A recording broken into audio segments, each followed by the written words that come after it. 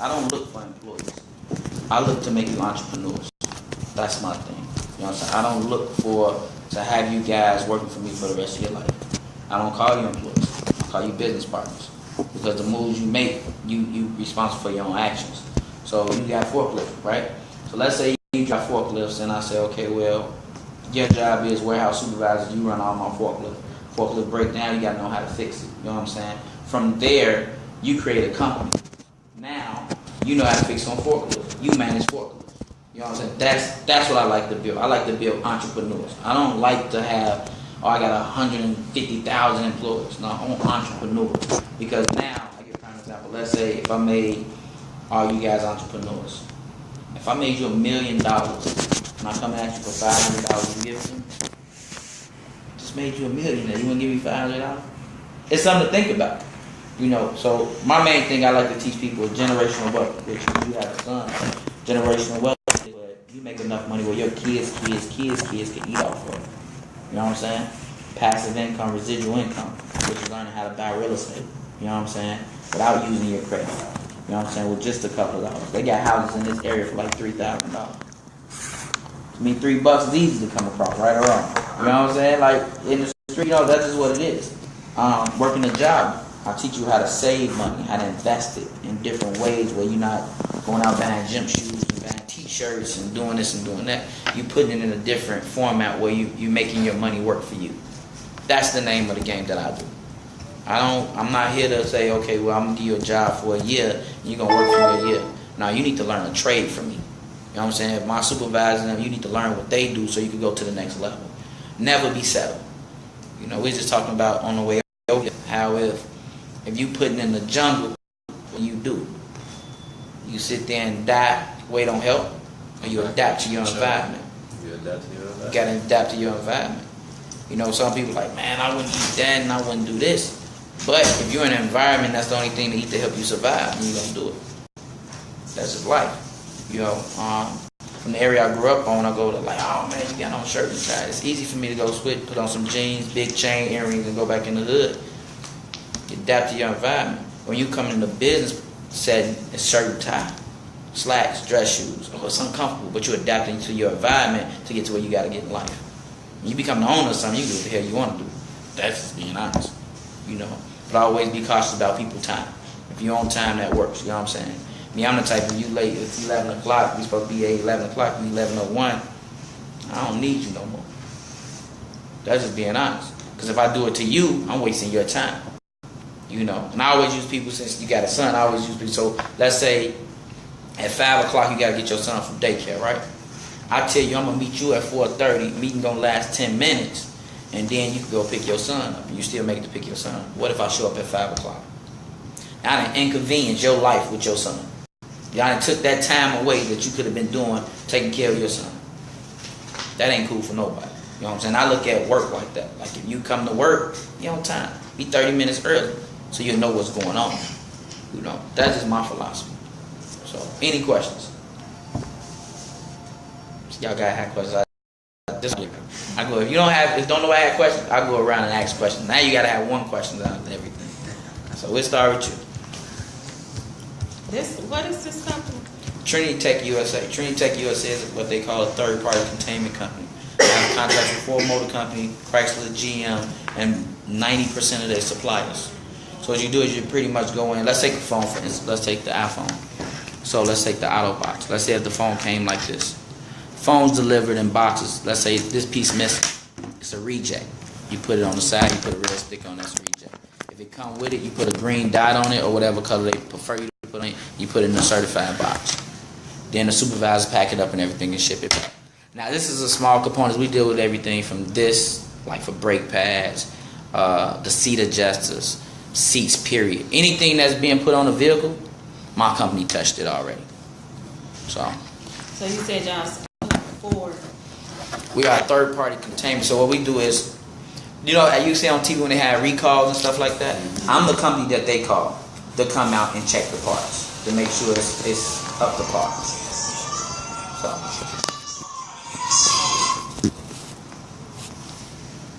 Any other questions? So what type of trainings do your company offer? So you get residential engineer training, liaison training, forklift training, inspector training. So anything within warehouse, you'll learn working for my company. Is forklift the only machinery you all have? Yeah, at this moment. We actually working on manufacturing. My next big phase is open up a manufacturing company. So we could produce a product that Ford or these Chrysler GM can use.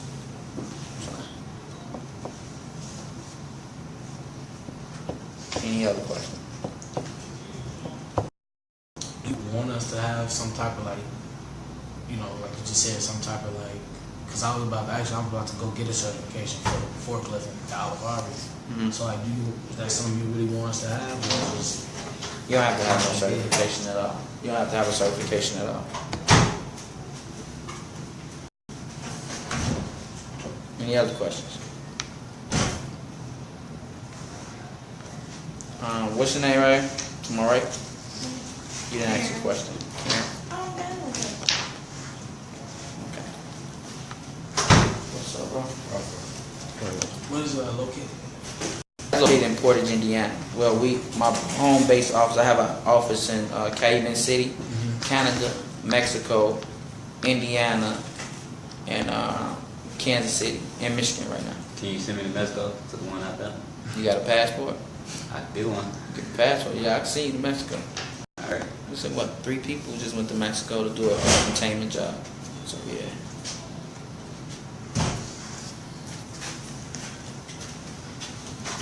Any other questions? And what's the process you have to go through to get hired through your company? Well, the normal process is you fill out an application. You come to the office, you get interviewed. We see if you reach the criteria that we're looking for, and you come on board. This program is a little different. So I guess they pick you guys for a certain reason for us to talk to you guys and see if you guys fit the criteria to be part of the team.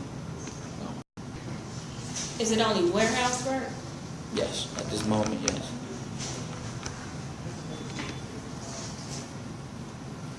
Any other questions? Y'all have to be energetic, like. Okay, I give parameters then. Check. Close them. I want to know in 5 years. I'm looking for one answer, and that's the only answer I'm looking for. Because I was asked this question when I first started working. In 5 years, if you was to work for my company in 5 years, what do you see yourself in my company? Elevating to be a supervisor or engineer tech. Because that's what I want to go to school for. Engineer tech? Like working on machines, like working on forklifts, stuff like that. So I want to move up out of that. And factory, that's really what, you feel me, I mess with. That's all I worked at factories. I crawl butted, you feel me? Oh, you worked the car, buddy? Yeah. Okay. 5 years. You worked for me, where do you see yourself at? I don't really want to work in the warehouse. I don't really know. You already answered the questions. 5 years, where you see yourself at? Elevating, learning more. You know, well, I mean, I can't really. I mean, I'm the type of person I gotta get into to actually see, to actually get a visual on what my goal actually is. But I mean, I just see myself and just bettering myself and getting to the highest position I can get. Good answer. From what I heard, with all your help, I can see myself being an entrepreneur. Great answer. And in 5 years with your company, I want to be the one to come out and speak to the people, so you won't have to, and telling them about the job. Great answer, but I love doing what I do. I'm gonna sum it all up in a nutshell. I'm gonna answer your question. One thing you, and this is something that you should take with you no matter where you go in life. Never close the door on opportunity. Never close the door on opportunity. It's an opportunity right now. Like you saying you don't want to work in a warehouse, you never know what other opportunities lies within that. You know, you never know who's sitting in front of you to say, I don't want to do this and I don't want to do that. You're here for a reason, right? So take advantage of the reason why you're here. You know, I'm just being honest. You know, like I say, like I come from Chicago. You know what I'm saying? I know how hard it is. You know, my name's still ringing over there 5 minutes away from me. You know what I'm saying? When people see me, it's like, damn, you changed. You know what I'm saying? Never close the door on opportunity. I was told, somebody asked me one time, like, man, let's say you work for a dog company and they just wanted you to pick up shit. I'll be the best shit picking up guy in my life. Because you never know who's watching you. That's just being honest. You know, I look for if you come, and that was the answer I was looking for as far as like elevating and becoming an entrepreneur. Like, instead of asking somebody, man, how much money you really make? Or where you get them clothes from? I'm asking, what book you reading right now? What you learning right now? What you learn to get where you at? Them the questions you need to ask. You know what I'm saying? A lot of people don't ask them questions. So you put yourself in a box. You ever heard like, man, think outside the box? When somebody tell you that, it should be, I've never been in a box, so why am I thinking outside of a box? Don't classify yourself in a cube. That's crazy. Always take on all opportunities. That's just me. You know, so. But everybody had great answers. I'm straightforward. Your answer was not great. I don't sugarcoat nothing. I'm straightforward with it. You know what I'm saying? If you're doing a good job, tell you doing a good job. I'm gonna pat you on the back. But if you messing up, I'm gonna tell you messing up. That's just how it works. You know what I'm saying? It ain't gonna be, oh man, you did a hell of a job. Man, you did great. And then 2 days later, you showing up late, dragging into work. Like, come on. Like, your greatness just went straight down. You're supposed to give 150% in whatever you do. That's the only way you're gonna get out the situation you're in now. If you don't give 150% in whatever you do, you'll never get out the situation you in. That's just real talk. Now, I'm just being honest. You know, coming here today is like, I could do this all day. To be honest with y'all. I can speak to kids all day, speak to adults all day, because I love doing it. I love taking someone that's in a bad situation and watching them grow to a better situation or a great situation. You know, I got a thing on Facebook now. I have to make 10 people millionaires before 2020. That's a task for me. You know what I'm saying? Why not be one of them people? You know what I'm saying? Why not show that you come from an environment? And the reason I'm here now, because I come from this area. So I'd rather help you guys than help just any Joe Blow. You know what I'm saying? I can say, look, I took a kid from not too far from the community I grew up in. I took somebody from that community and helped them get to that level. You know what that is? Because then you pay it forward. Then you come back here, sitting in the seat where I am as an entrepreneur and do the same thing. Now the community is changing. You know what I'm saying? You build it. You're getting the generational wealth, the residual income. You're showing people about real estate. You're showing people how to take care of their kids. A lot of people with kids don't know about the 529 plan. How to help your kid get through college. How to start putting a little money to the side so your kid older, then you ain't got to worry about college tuition, paying it all back. You never know what college tuition is going to be in 2020. You know? I mean, you think of that like, if you didn't go to college, but you want your son to go to college, right? Every parent wants their kid to be better than them. That's life. What are you going to do that? Can't sit here and say, I don't want to do this and I don't want to do that. You got mouths to feed. You got somebody dependent on you. Or even if you're just dependent on yourself. That's just real talk. You know, being real politically correct now, but I'm used to the type like, look, man, give 150% in whatever you do. Stop playing around, stop joking. The only way you're going to get out is if you give 150%. The only way you're going to get a better job or do better in life if you give 150%. You come in there giving 10, 20%, everybody see that. See everything, man. You come in all lackadaisy, like not really. People see that.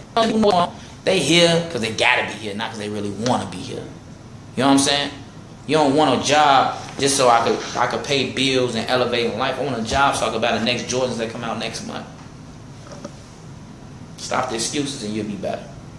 You keep giving yourself excuses and giving other people excuses, that shit don't work. Just being 100 with y'all. Like, it's time to wake up. You know what I'm saying? Like, this program is a stepping stone to get to the next level.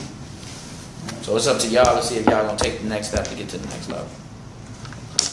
Now, any questions? General questions? How much do you start off with? It all depends on your skills and your background. So, what do you look for in the skills? 150%. Let's say you give me a resume. And I say, let's say Carl Button, for instance, you work for Carl Button. I say, well, what did you do at Carl Button? I did this. Did you give them 150%? No, because their benefits really wasn't right. You know what I'm saying? My thing is, I hire a lot of people off of asking them what's their why. Because if you got a family to feed, you're going to come to work and work your ass off. If you trying to buy gym shoes and kick it on Friday night, that means if you got to work Saturday morning, you ain't coming in. You're going to come in with a hangover. I don't need no bad parts being shipped out. At all. And I give a reason why, and I just give you a scenario. Let's say you come in Saturday with a hangover. You ship bad parts out.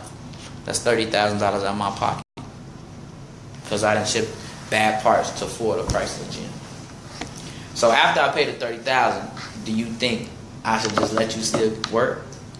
Or should I hold you accountable for your actions? Hold me accountable. That's just what it is. I was working with Ford, and at Ford, I was doing clipping buttons, putting the clips on the bumpers for them to ship out, going down and everybody had this thing to do. But like when you first go in the entry to Ford and you start, it's like changing a tire.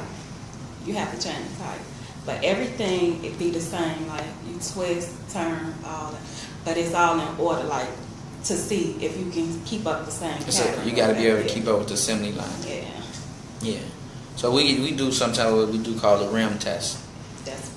You give you a sheet. So you was actually over at Dakota, the Dakota Integrated Systems. Yeah. We've been in there working. We got contracts with Dakota as well. Yeah. So they actually got somebody in there doing working now as well. We did a rim test. Probably HR manager, which is probably Yolanda or someone like that. Yeah. In the automotive field, like I know pretty much everybody, so I know exactly what you was doing. Yeah. And do you guys begin y'all training for the skills as soon as you get hired through the company, or The first day you start working, you learn something new. The first day you hit that floor, you learn something brand new. So is that what the company is like Dakota? Kind of, sort, yeah. Well, actually, let's say if Dakota got an issue, they call us. So we'll have 90 different parts. You probably work on the same part, but it'd be a different thing you inspecting. You know what I'm saying? So you got brake pads, you got columns, you got tail lights, you got the headrest, the hood, the trunk. You'll be inspecting different things like that. That's what you'll be inspecting. So it'll always be different.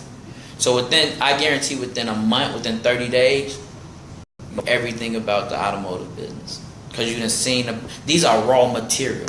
This is not parts that's already on the car. You're looking at raw material before they even get in the vehicle. That's what you're looking at. I hope you fix my car too. Yeah, it is. Yeah, you'll be well educated on it, like for real.